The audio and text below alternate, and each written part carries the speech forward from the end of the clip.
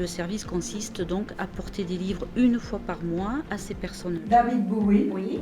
Et Sinatra. Frank Sinatra. D'accord. Oh, c'est déjà pas mal, hein, ça. C'est déjà si pas vous mal. avez tout ça. Et ça, on a. Mon bonheur. Tout ça, oui. c'est mon bonheur. Alors, dans les personnes donc, que nous desservons, il y a des personnes qui n'ont pas de problème de lecture et d'autres qui n'y voient pas très bien. On a un fonds spécifique, ce sont des textes lus. Et on a, pour ceux qui peuvent encore lire, il y a des livres aussi écrits en gros caractères.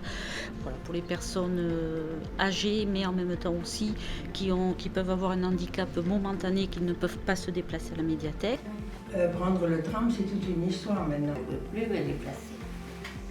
Regardez comme c'est calme chez moi qui aime le bruit, qui aime la ville, qui aime... Alors je m'ennuie un peu. J'attends avec impatience tous les mois les nouveautés qu'on m'apporte, parce que ce sont des nouveautés pour moi quand même. Ça permet à certaines personnes qui sont vraiment isolées, de rompre un petit peu la solitude pendant un petit moment, quoi.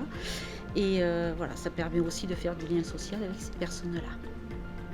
Et je vous remercie mille et mille fois d'avoir eu cette idée extraordinaire de mettre ce service à la portée des personnes âgées.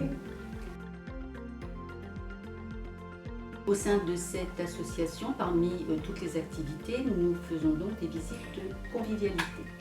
Donc ces visites de convivialité sont faites par des bénévoles en binôme. Actuellement, nous avons 14 bénévoles qui effectuent ces visites. Donc ces visites ont lieu une fois par semaine auprès de personnes très âgées. La moyenne d'âge est de 85 ans. Donc ce sont des personnes qui sont vraiment en perte d'autonomie. On discute, on s'amuse. Puis souvent on est à deux, en duo, donc c'est plus agréable. Et puis de venir voir les gens comme ça nous occupe des après-midi, c'est convivial et c'est sympathique. Alors c'est essentiellement féminin. C'est peut-être inciter à venir. Là, il y a des jours où on parle beaucoup, et puis après on joue le petit chevaux, après on peut jouer au domino, ça dépend du jour. Quand on est content, on vient me voir. Et moi, je suis content puisqu'on vient me voir.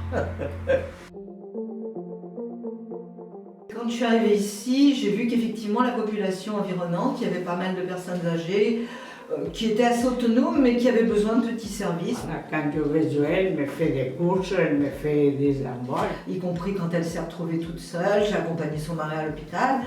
C'est elle qui m'amenait au kiné, c'est elle qui venait me chercher. C'est elle qui a été voir mon mari des fois, l'accompagner. Et je pense qu'il y a des personnes avec lesquelles, comme elle a dit, on tisse des liens, il y a l'affect qui rentre en compte. Et pour moi, c'est aussi une grande sœur. Ma fille, elle habite à Socas.